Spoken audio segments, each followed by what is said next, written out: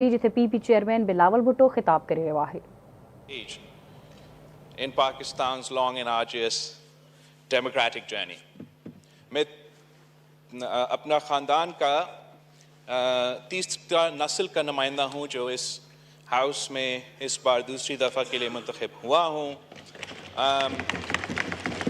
आप सब जो ख़ास तौर पे जो नए मेंबर्स हैं, मैं उनसे के साथ ये बात शेयर करना चाहूँगा कि जब आप नेशनल असेंबली में पहुँचते हो और उस एंट्रेंस से आप मेन एंट्रेंस से जब आप अंदर आते हो तो उसके ऊपर एक तख्ती लगा हुआ है।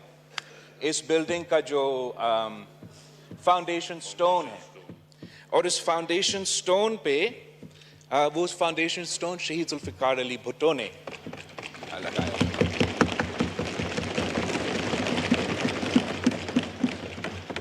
ये जो हॉल है, ये जो आवान है जनाब स्पीकर, ये ना मेरा है ना इनका है, हम सबका है। And this is the mother of all institutions, the most powerful institution. And अगर इस हाउस के तमाम मेंबर्स ये बात समझे कि अगर इस जमहूरी इदारा को हम ताकतवर बनाएंगे तो हम अपने आप को ख़ास तौर पे पाकिस्तान के अवाम को ताकतवर बना रहे हैं। और जब हम इस इदारा को कमज़ोर करते हैं तो हम ना सिर्फ अपने आप को मगर इस वफाक को, इस जमहूरी निज़ाम को कमज़ोर कर रहे हैं। मैं इस असेंबली में शायद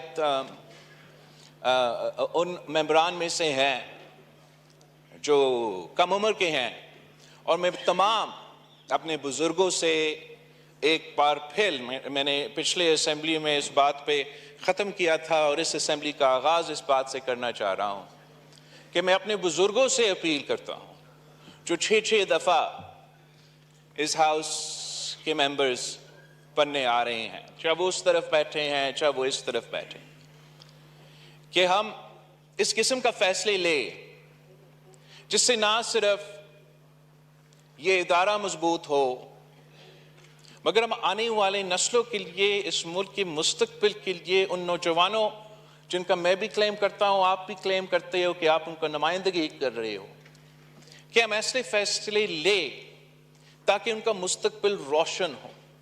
अगर उनमें से कोई ये फैसला करे कि वो इस हाउस का मेंबर बनना चाहे, वो सियासतदान बनना चाहे, वो जमहूरियत का, इन इदारों का मेंबर बन के अपने आवाम का मसाइल का हल निकालना चाहे तो उनके लिए आसानियां पैदा हो। वो जब अगला नस्ल इस हाउस के मेंबर्स होंगे उनको हमें दुआ देना चाहना चाहिए कि हमने अच्छे फैसले लिए, ना कि वो हमें गालियां दें। ये किस किस्म के लोग थे जिन्होंने अपना ही इदारा को, अपना ही जमहूरियत को, अपना ही मुल्क को कमज़ोर कर दिया है। मुझे बहुत अफसोस हो रहा था कल जब चाहे वो वज़ीर आज़म साहब का तकरीर हो या कायदे इस पे इख्तिलाफ का तकरीर हो, जिस तरीके से इस हाउस के मेंबरान यहाँ आके एहतजाज के नाम पे जो गालियाँ दे रहे थे एक दूसरे को, पाकिस्तान के अवाम ये सब कुछ देख के बहुत ही मायूस होंगे जनाब स्पीकर। इसलिए इस वक्त वो हमारे तरफ देख रहे हैं और पाकिस्तान जिस खतरा में है, मैं समझता हूँ कि हम एक बहुत ही ख़तरनाक मरहले पे पहुँच चुके हैं। एक तरफ हमारा मुआशी बहरान के बारे में इस कमरे में तमाम मेंबरान वाकिफ़ है, इसलिए नहीं कि हमारे लिए, इसलिए सिर्फ नहीं कि आप सबके लिए मुआशी मुश्किल होते जा रहे हैं, मगर मेरी तरह आप सब ने हाल ही में इलेक्शंस में हिस्सा लिए, पाकिस्तान के अवाम से इंटरैक्ट करते रहे और जो भी लोग के जनाब स्पीकर इस इलेक्शन में अगर पाकिस्तान के अवाम ने वोट दिए तो इसलिए कि वो चाहते हैं कि इस मुल्क को और उनको उस मुआशी बहरान से निकाला जाए। یہ مہنگائی، غربت اور بے روزگاری کا جو سونامی پاکستان کے عوام اس کی تکلیف میں ہے، وہ ہم سب کی طرف دیکھ رہے ہیں کہ ہم ان کو ان مشکلات سے نکالیں. اور وزیر اعظم صاحب نے بھی اپنے تقریر میں اپنے منصوبے کے بارے میں بات کی. قائد حزب اختلاف نے اپنے موقف ان ایشوز پہ ضرور بات کیا، مگر پاکستان کے عوام کو وہ پوائنٹ نہیں پہنچ سکا. اس لیے افسوس کے ساتھ چاہے وہ اس طرف کے بیک بینچرز تھے یا اس طرف کے بیک بینچرز تھے، وہ دونوں صاحبان کی تقریر کے دوران احتجاج کر رہے تھے. دوسرا، قائد حزب اختلاف احتجاج کر رہا ہے کہ اس کے سپیچ جو ہے وہ پی ٹی وی پہ نہیں دکھایا گیا. اب یہ جو روایت خان صاحب نے ڈالا تھا، میرا خیال میں اس روایت کو ہمیں برقرار نہیں رکھنا چاہیے اور اس ہاؤس کے ممبران کی تقریر کو ضرور لائیو چلنا چاہیے. خاص طور پہ جناب اسپیکر، اگر مجھے 2 گھنٹے یہاں ہو کہ اس تقریر کو سننا پڑا تو میرے خیال میں پاکستان کو بھی یہ موقع دیا جاتا تو بہتر ہوتا. میں چاہ رہا تھا کہ میں اپنا سپیچ کا آغاز اس بات سے کروں جناب اسپیکر کہ میں جو پاکستان پیپلز پارٹی کے کارکن اس الیکشن کیمپین میں جن پہ حملے ہوئے، کچھ ان میں شہید ہوئے، میں ان کا ذکر بھی کرنا چاہ رہا ہوں.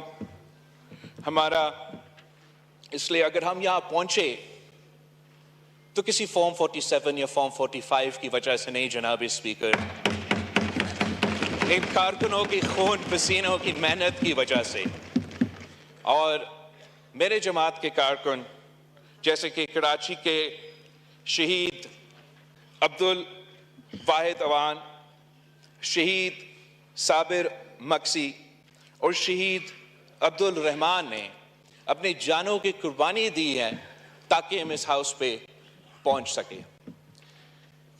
شہید عبدالرحمان جناب اسپیکر کراچی سے تعلق رکھتا ہے، 12 سال کا بچہ تھا اور پاکستان پیپلز پارٹی کو ڈرانے کے لیے، دھمکانے کے لیے، اپنے ووٹرز کو خوفزدہ کروانے کے لیے ان کو ایک گولی لگی، سر پہ لگی. پہلے وہ برین ڈیڈ تھا اور پھر شہید ہو گیا جناب اسپیکر. مورو میں بلال زرداری نام کا میرا سیاسی کارکن الیکشن میں شہید ہوا. نوشہر فروز میں منصور علی شہید ہوا. میرپور خاص میں رضا کھوسو صاحب شہید ہوا.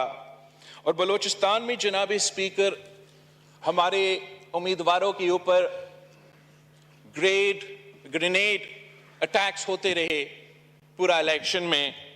ان کا کچھ انسیڈنٹس کا میں نے نوٹ کیا، میں آپ کو ریکارڈ پہ لے آنا چاہ رہا ہوں. 2 گرینیڈ اٹیکس ہمارا امیدوار ظہور بلیدی صاحب جو تربت سے تعلق رکھتا ہے ان پہ ہوا تھا اس الیکشن میں. منڈ میں گرینیڈ اٹیک ہوا، میرا امیدوار میر اسکرین صاحب تھا. علی مدد جٹک صاحب کوئٹہ میں بم دھماکے اس کے دفتر پہ 2 لوگ انجرڈ ہوئے.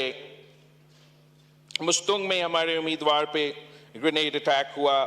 خزدار پہ اٹیکس ہوتے رہے. کچی میں ہمارا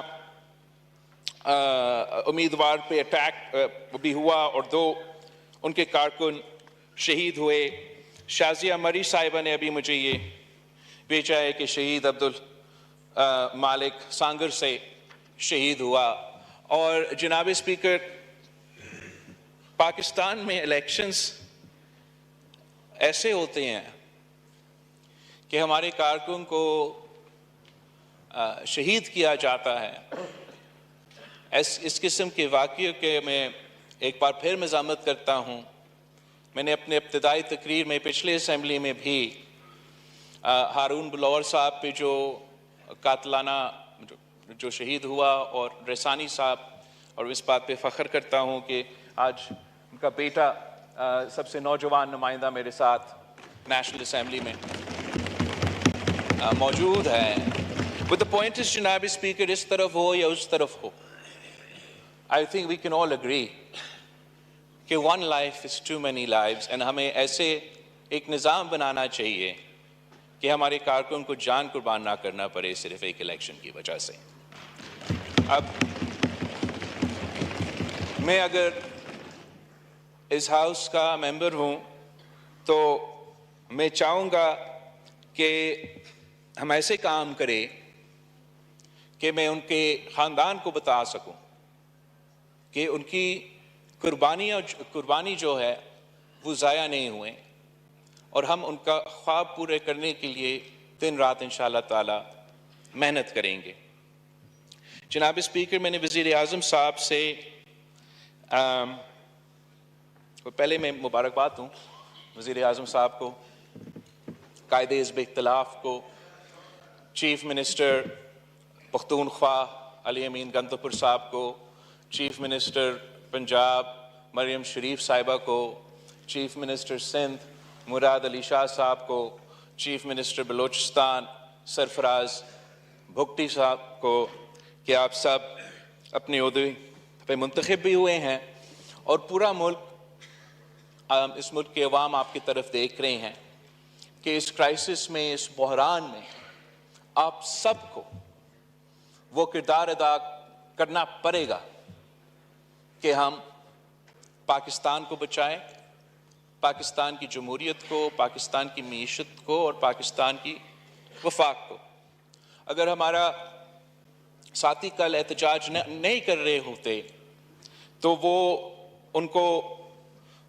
وزیر اعظم صاحب کا تقریر سنتے تو کچھ ایسے پوائنٹس ہیں جو میں نے بھی ہمارا جو جوائنٹ اجلاس تھا اس میں بھی اٹھائے, اور وزیر اعظم صاحب نے اپنے تقریر میں اٹھائے ہیں کہ اگر ہم ان پہ عمل درآمد کرتے ہیں تو میرے خیال میں ہم کافی جو بحران پیدا ہوا ہے اس کو ایڈریس کرنا شروع کر سکتے ہیں. ایک ان میں سے یہ کہ وزیر اعظم صاحب نے یہ آفر کیا کہ ہم ایک چارٹر آف نیشنل ریکنسیلیشن پہ کام کریں. پاکستان پیپلز پارٹی نے بھی یہ تجویز دی, ہم اس کو نہ صرف انڈورس کرتے ہیں مگر جو ہمارے اپوزیشن کے دوست ہیں ان سے بھی اپیل کرتے ہیں کہ اس پروسیس میں حصہ لے. آپ اگر ہم ایک ایسا نظام بنا سکتے ہیں جہاں ہم سب اگری کرتے ہیں کہ رولز آف دا گیم کیا ہے, کوڈ آف کنڈکٹ کیا ہے.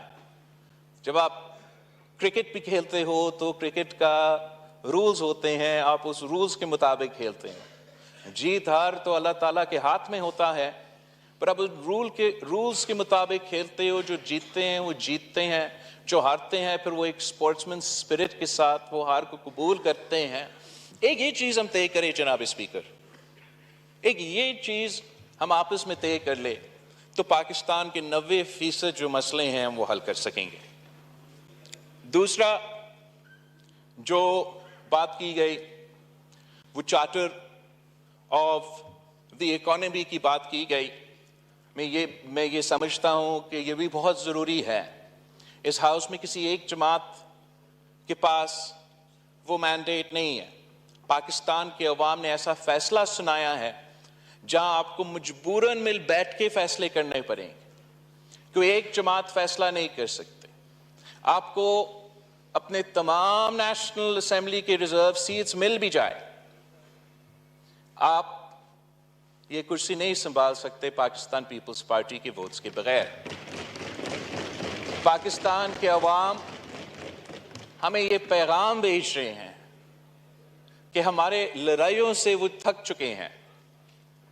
اگر وہ چاہتے وہ کسی ایک جماعت کو اکثریت دلوا سکتے تھے. چلے اب نہیں دیا تو اگر دیتے تو حکومت ان کا ہوتا.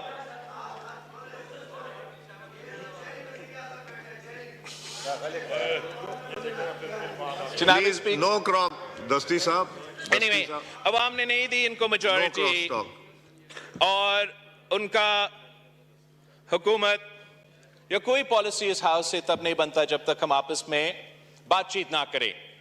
تو اس لیے میں سمجھتا ہوں کہ چاہے وہ نیشنل چارٹر آف ریکنسیلیشن ہو یا charter of democracy, charter of economy ہو، ہمیں آپس میں بات کرنا چاہیے. اگر آپ واقعی الیکشن جیت چکے ہو تو آپ جانتے ہو کہ پاکستان کے عوام مہنگائی کی وجہ سے، بے روزگاری کی وجہ سے، غربت کی وجہ سے تنگ آ چکے ہیں. اگر آپ کو ووٹ دیے ہیں تو صرف اس لیے نہیں دیے ہیں کہ آپ یہاں آ کے گالی دے. اگر آپ کو ووٹ ملا ہے تو صرف اس لیے نہیں دیا ہے کہ یہاں آ کے آپ شور شرابہ کریں. اگر پاکستان کے عوام نے آپ کو ووٹ دیا یا مجھے ووٹ دیا یا ان کو ووٹ دیا تو صرف اس لیے کہ ہم ان کو اس معاشی بحران سے بچائیں.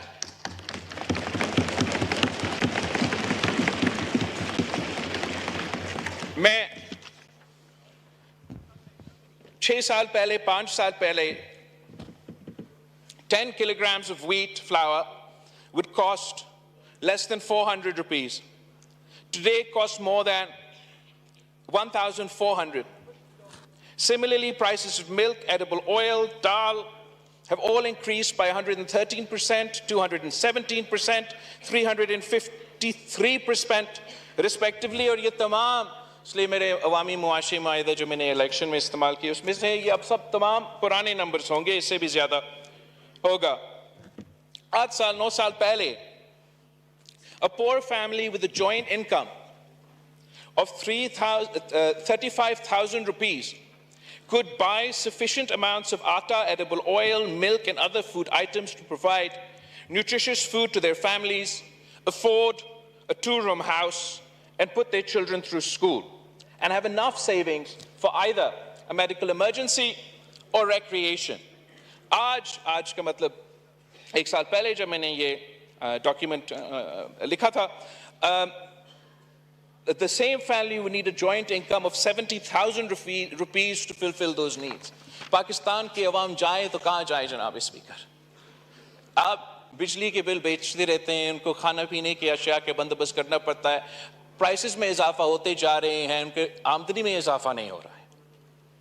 ہم ایسے معاشی بحران میں پہنچ چکے ہیں جو کہ کچھ بیرونی معاملات کی وجہ سے, جو کچھ پوری دنیا میں جو معاشی حالات چل رہے ہیں ان کی وجہ سے, اور کچھ اس لیے کہ اس ملک میں ہم نے ایسے کچھ فیصلے لیے ہیں جس سے آج ہمارا پاکستان کے عوام اور پورا معیشت مشکل میں ہے. میرا امید ہے اگر اس ہاؤس میں تمام سیاسی جماعتیں مل بیٹھتے ہیں, معیشت پہ بات کرتے ہیں, اپنے انپٹ دیتے ہیں, تو جو بھی پالیسی وزیر اعظم صاحب سامنے لے کر آئے گا وہ آپ سب صاحبان کا اگر انپٹ اس میں ہوگا تو وہ بہتر پالیسی ہوگا.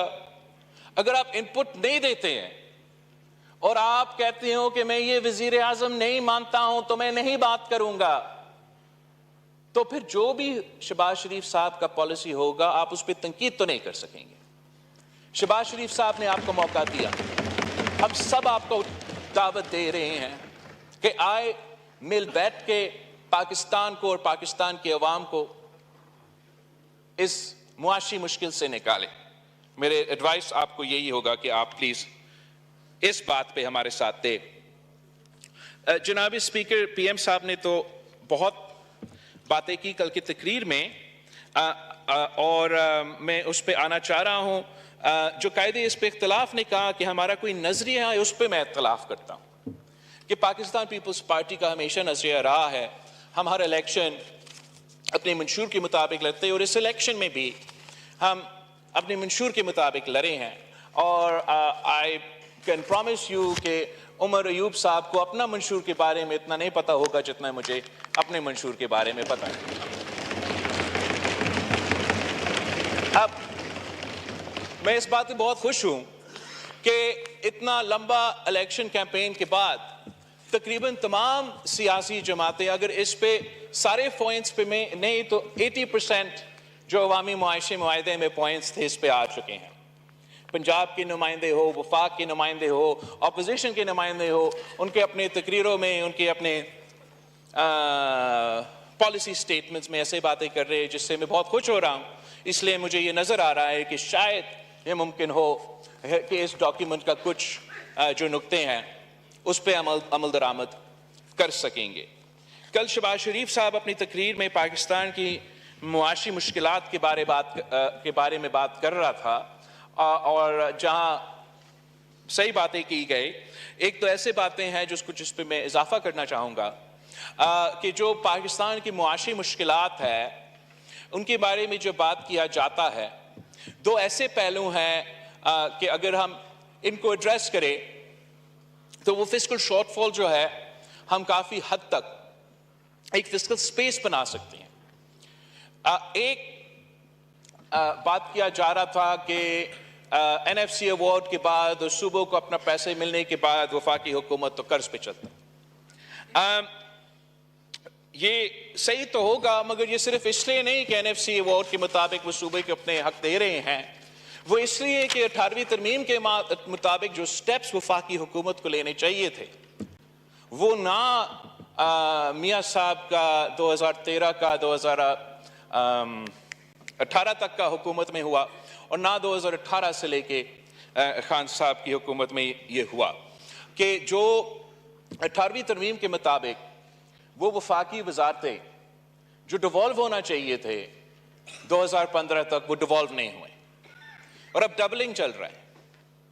یا وفاق میں وہ وزارتیں ہیں اور ہونا تو وہ صوبائی حکومت میں ہونے چاہیے. وہ وفاق میں جو بیوروکریٹس بیٹھتے ہیں ود آل ڈیو ریسپیکٹ, وہ ہمیں بھی کہتے ہیں, وہ ان کو بھی کہتے ہیں, انہوں نے خان صاحب کو بھی یہ بتایا تھا کہ ہم تو دیوالیہ ہو چکے ہیں صوبے کی وجہ سے, انہوں نے تو سارا پیسہ لے لیا ہے. حقیقت یہ ہے جناب اسپیکر کہ 18 وزارتیں ایسے ہیں جن کو ڈیوالو ہونا چاہیے تھے 2015 میں. ان کا سالانہ خرچہ آپ کو پتا کتنا ہے؟ سالانہ 328 بلین روپیز. اگر یہ 2015 میں ڈیوالو ہوتے تو آئی تھنک 800 بلین کا آپ ذکر کر رہے تھے کل وزیر اعظم صاحب پی آئی اے کے حوالے سے نا, تو اگر 2015 میں ہم یہ ڈیوالو کر لیتے تو وہ ایشو اسی پیسہ کے ساتھ ہم حل کر سکتے تھے. آج بھی آپ کا حکومت بننے جا رہا ہے, اس حکومت میں پاکستان پیپلز پارٹی کے وزراء نہیں ہوں گے. اگر ہم ہوتے تو 9-10 وزارتیں تو ہم لے لیتے. تو میں آپ آ جائے تو ہم بھی آ جائیں گے بھائی.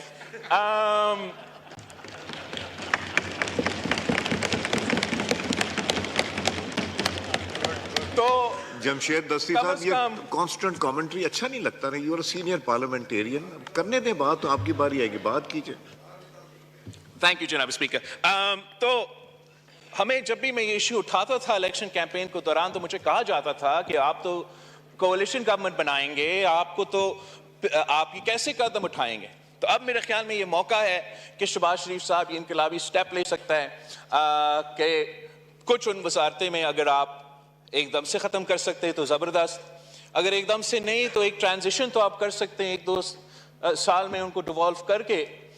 جو تھوڑا بہت کوآرڈینیشن وفاق کو ویسے ہی کرنا چاہیے وہ آپ یہ آئی او سی کیا ہے وزارت انٹر پروونشل کوآرڈینیشن, وہ وزارت کو کام کر سکتا ہے.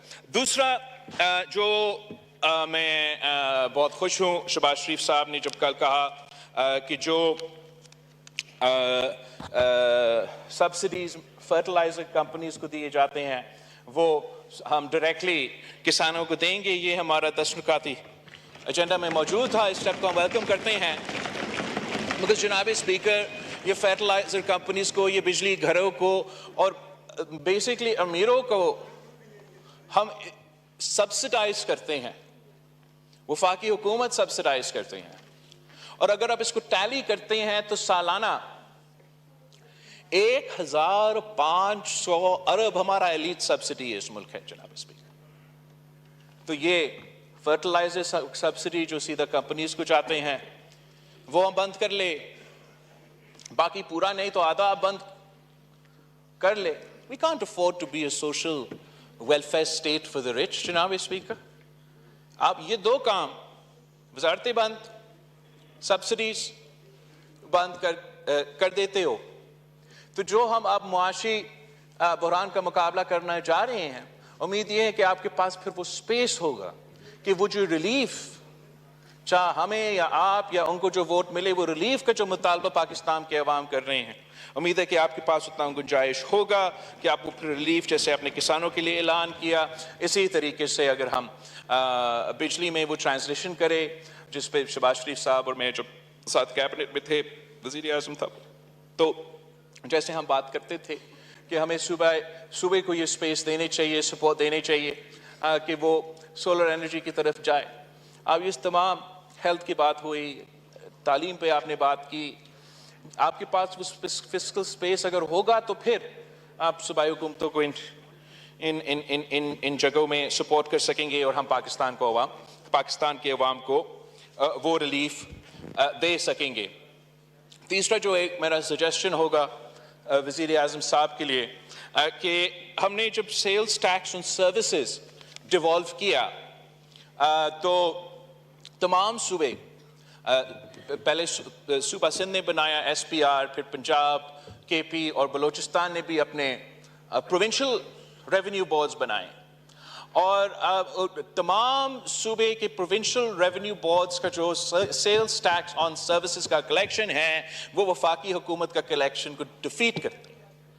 ہم پرفارم کرتے ہیں اور FPR ہر بار فیل ہو جاتا ہے.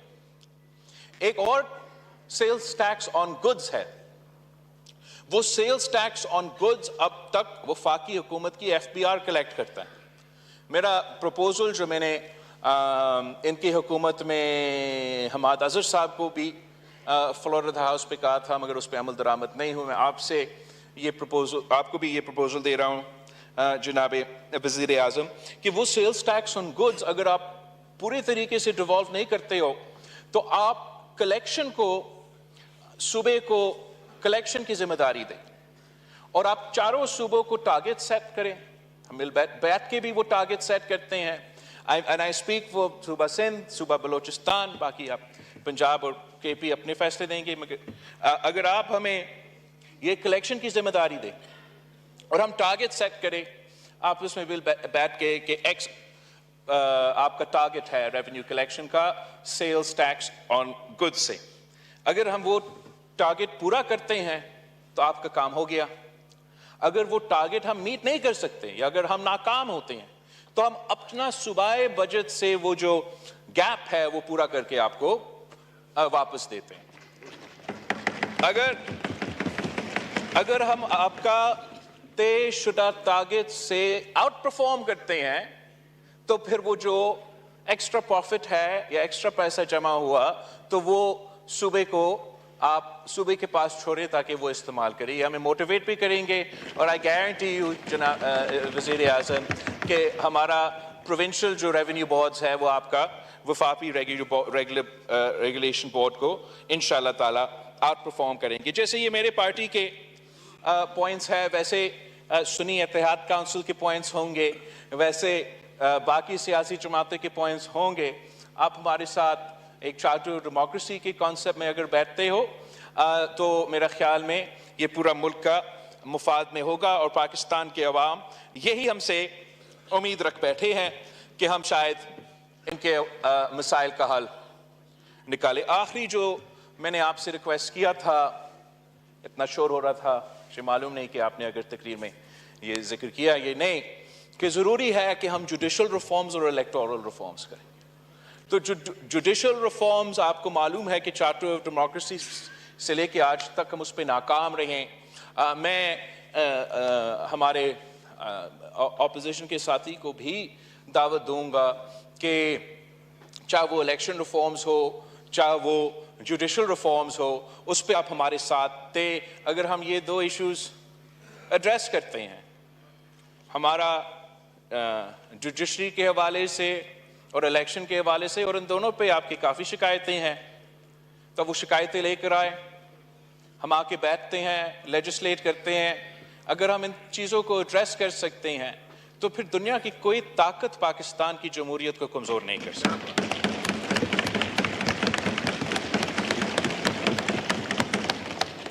رہی بات جناب اسپیکر الیکشنز کی، اور हम जिस मुश्किल से हर इलेक्शन पाकिस्तान पीपल्स पार्टी और पाकिस्तान पीपल्स पार्टी के जयालों को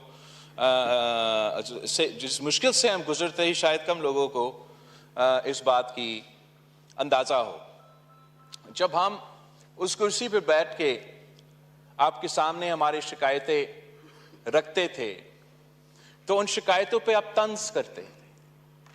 मैं आपकी शिकायतें पे तंज नहीं करता। हम जब कहते थे फॉर्म 45 तो आप हमारा मजाक उड़ाते थे। हम आपके मजाक नहीं उड़ाते। हम समझते हैं कि हमें सब मिल बैठ के इस इशू को एड्रेस करना चाहिए, ताकि मैंने तो अब 2 इलेक्शंस इस हाउस में लड़के आया हूं। पिछली तकरीर में जब मैं उधर था और बात कर रहा था तो मैंने किस बात से इलेक्शन के हवाले से मैंने जो बात की कि कोट जनाब स्पीकर, उस वक्त असद कैसर साहब हमारा स्पीकर थे, कि कुछ लोग इलेक्शन रात को जो है विक्टोरियस डिक्लेयर हो चुके, कुछ लोगों को 3 दिन इंतजार करना पड़ा और मैं आज तक अपना फॉर्म 45 के इंतजार में हूं। ये कोट अन कोट मेरा तकरीर जो मैंने इब्तिदाई तकरीर पिछले असेंबली में किया, और अफसोस के साथ मेरे दोस्त भी दूसरे भी इस किस्म की शिकायतें कर रहे हैं ना। या हम इस पे धरना खेल सकते थे, मगर हमने ये खेला और मैं आपको बता सकता इतना कामयाब नहीं होगा। अगर आप चाहते हो कि हम इसको एड्रेस करें, अगर आप चाहते हो कि इस इशू पे हम फुल स्टॉप लगा दें, ताकि अगली बार अगर शहबाज शरीफ साहब इलेक्शन जीते या आपका कैदी नंबर 804 इलेक्शन जीते,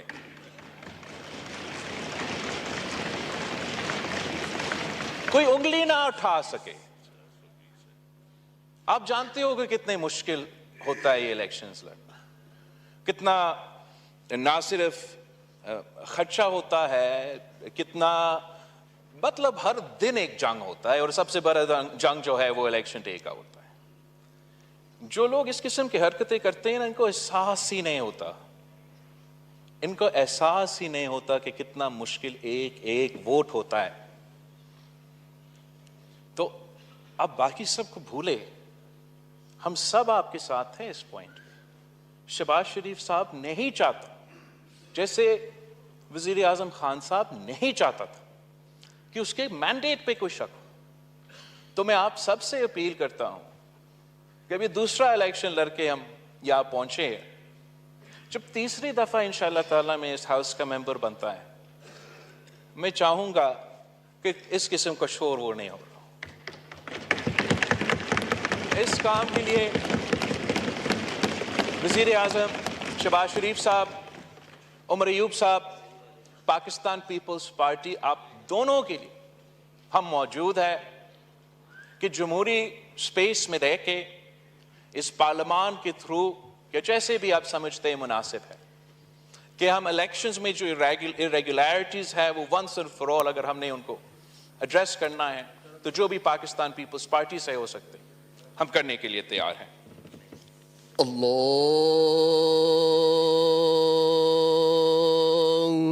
अकबर।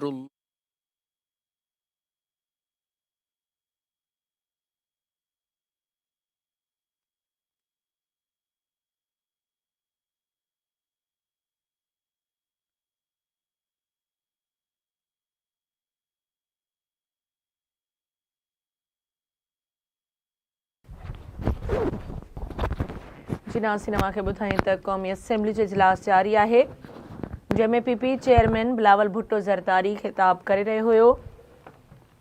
उनजो इहो चवणु हुयो त पार्लियामेंट जी पीढ़ जो पत्थर शहीद ज़ुल्फ़िकार अली भुट्टो रखियो हुयो।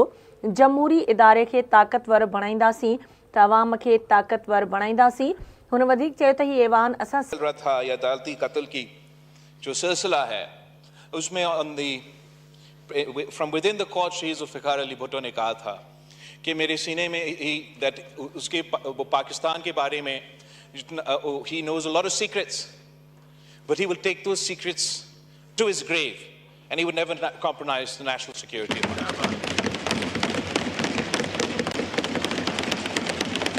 अब जहाँ तक साइफर है, मैं इस मुल्क का वजीर खारजा रहा हूँ, मैं जानता हूँ कि साइफर क्या होता है. आप हमारे अयूब साहब इस हद तक तो बिल्कुल सही कह रहे हैं कि एक कॉपी वजीर ये फॉरेन ऑफिस में होता है और फिर मुख्तलिफ ऑफिशल्स को, प्रेसिडेंट को, प्राइम मिनिस्टर को एक्सेट्रा कॉपी भेजा जाता है.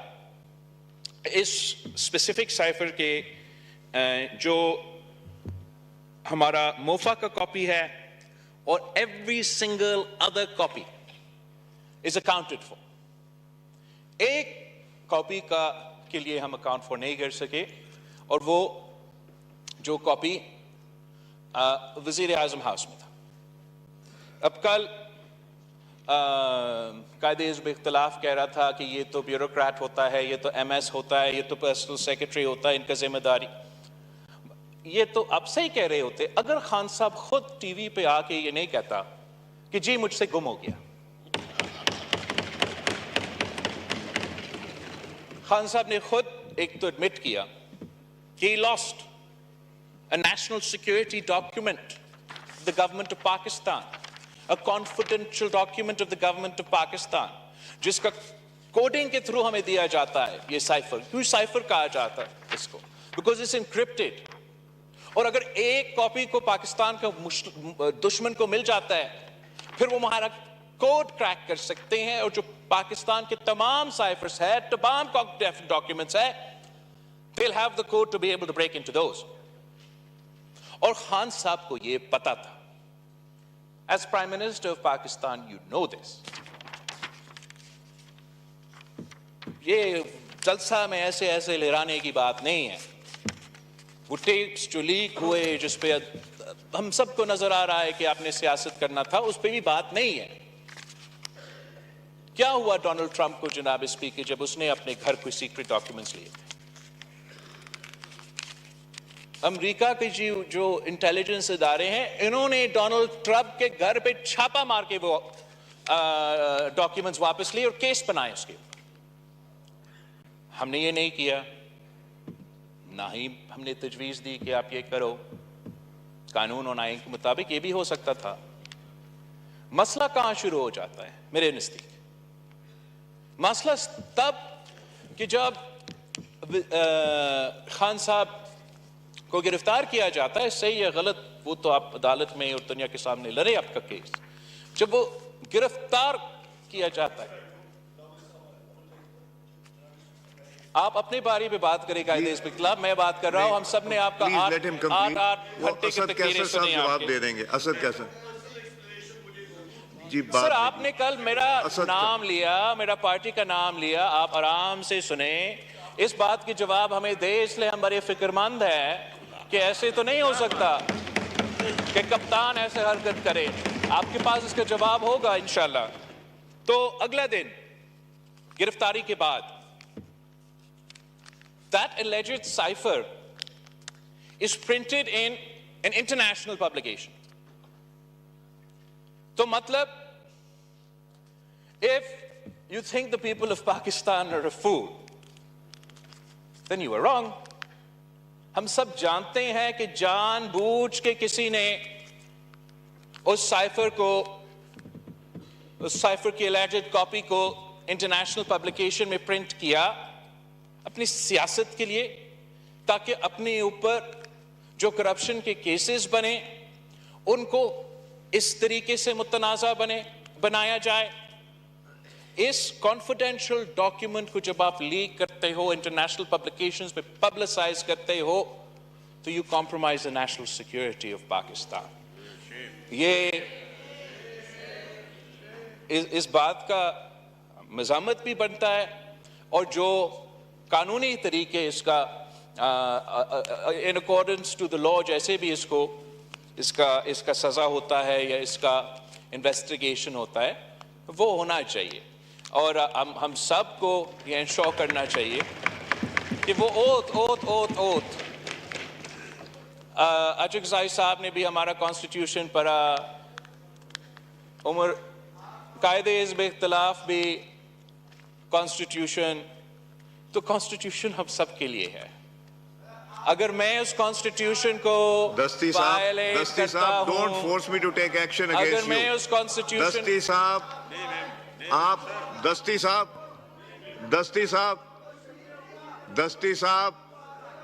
دستی صاحب please enough is enough now. Please بس کریں. مائک کھولیں بلاول صاحب. جناب اسپیکر, اگر میں اس کانسٹیٹیوشن کو وائلیٹ کرتا ہوں تو مجھے سزا دلوائے, 100 دفعہ مجھے سزا دلوائے. اگر کوئی اس طرف سے اس کانسٹیٹیوشن کو وائلیٹ کرتا ہے تو ان کو سزا دلوائے. اگر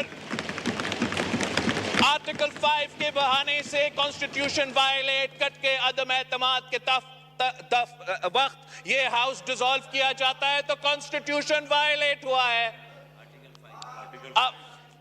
اب ہم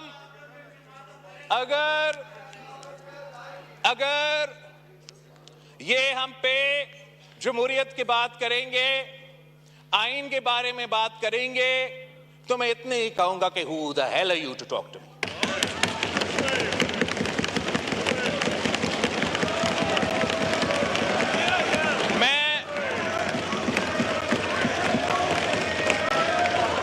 بیٹھے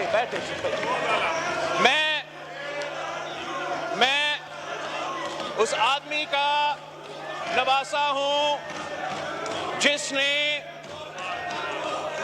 تختے دار پہ پھانسی قبول کیا, مگر اپنے اصولوں پہ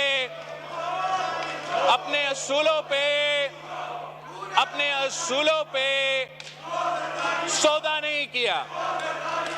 یہ جو لوگ یہاں ہیں جو احتجاج کر رہے ہیں, جو پچھلے 3-6 مہینوں سے ان کو جمہوریت اور آئین یاد آ رہا ہے, وہ لیکچر دینا چاہے تو ایک دوسرا کو لیکچر دے, وہ ہمیں کم از کم لیکچر نہ دے, وہ ہمیں نہ بتائے. آغا پیچھے ہٹے, سب پیچھے ہٹے, ان کو چھوڑے, پیچھے ہٹے. آغا صاحب, بیگ صاحب, آغا صاحب, سر میں نے اب ان کا ڈاکٹر طارق اعجاز چکرانی. سر یہ سمجھتے ہیں کہ یہ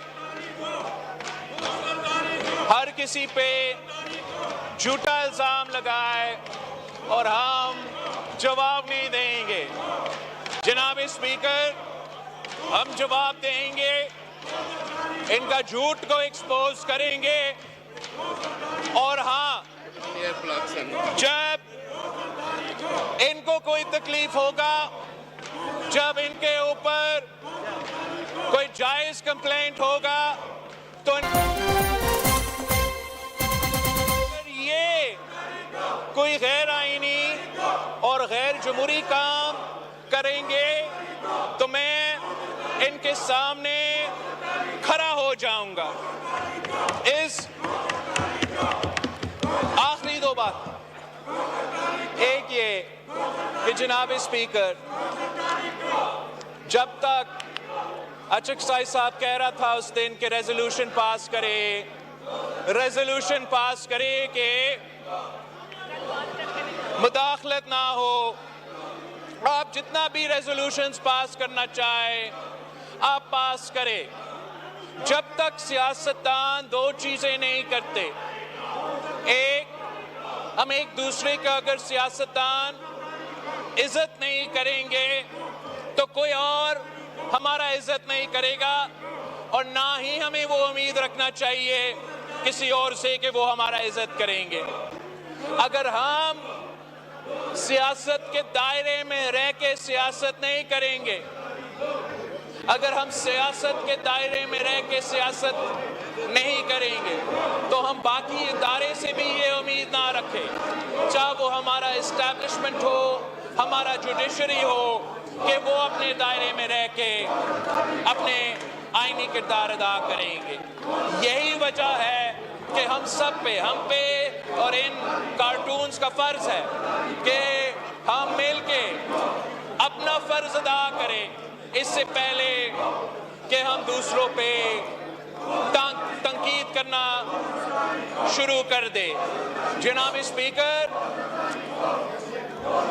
अब मैं इसलिए कि मैं माहौल खराब नहीं करना चाह रहा हूं, मैं समझ रहा था कि एक मैं मई 9 पे अगर बात करूं, मगर इनको थोड़ा हौसला रखना पड़ेगा। बस एक बात मैंने मई 9 का करना था, मगर मेरा ख्याल में मैं छोड़ दूं। बिलावल साहब 1 सेकंड रुकें। डोगर साहब,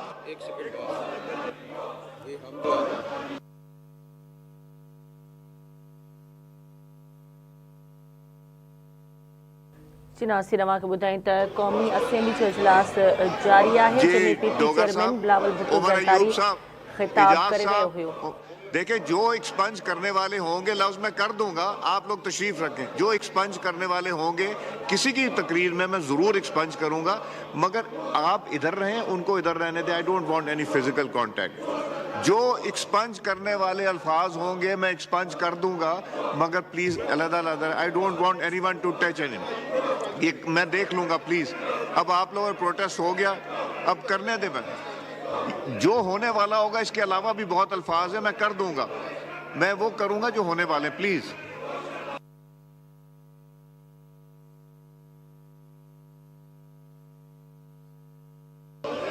जी बिलावल साहब। जनाब स्पीकर, मैं मई 9 की वाकई आप ये सुनना चाहेंगे, नहीं सुनना चाहेंगे तो आपकी मर्जी, लेकिन आपकी मसला है ये। नहीं चले।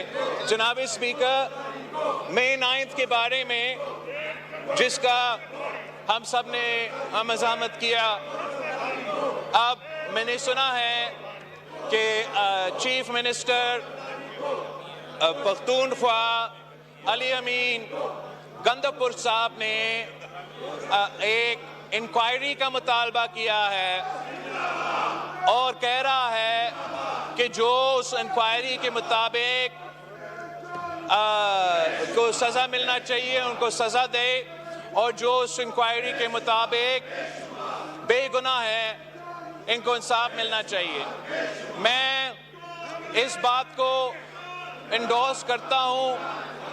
अगर पीटीआई ये साहब और वो चीफ मिनिस्टर साहब हमें यकीन दहानी दे कि हम वो जो जुडिशल कमीशन बनाएंगे तो जो भी उनका फैसला होगा मुझे मानना पड़ेगा, इनको भी मानना पड़ेगा। ये नहीं हो सकता है कि कोई हमारे इदारे पे हमला करे, कोई हमारा शोधा मेमोरियल्स पे हमला करे और पाकिस्तान इस बात को भूल जाए।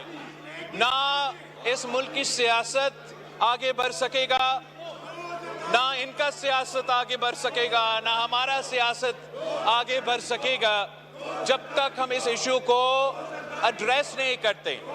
तो यही वजह है कि पाकिस्तान पीपल्स पार्टी वज़ीर आज़म साहब से भी अपील कर रही है कि जुडिशल कमीशन बनाएं। चीफ जस्टिस फैज़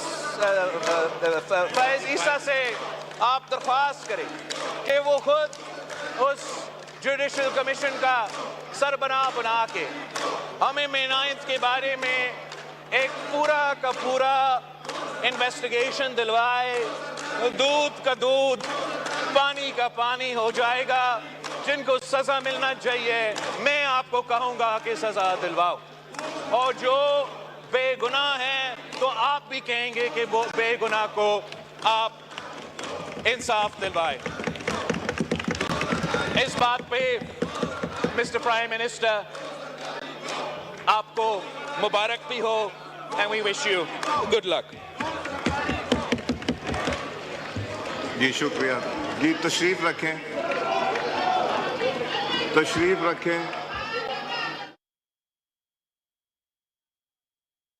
असेंबली जो इजलास जारी है, जैमें पीपी चेयरमैन बिलावल भुट्टो ज़रदारी पंहिंजे ख़्यालनि जो इज़हार करे रहियो हुयो।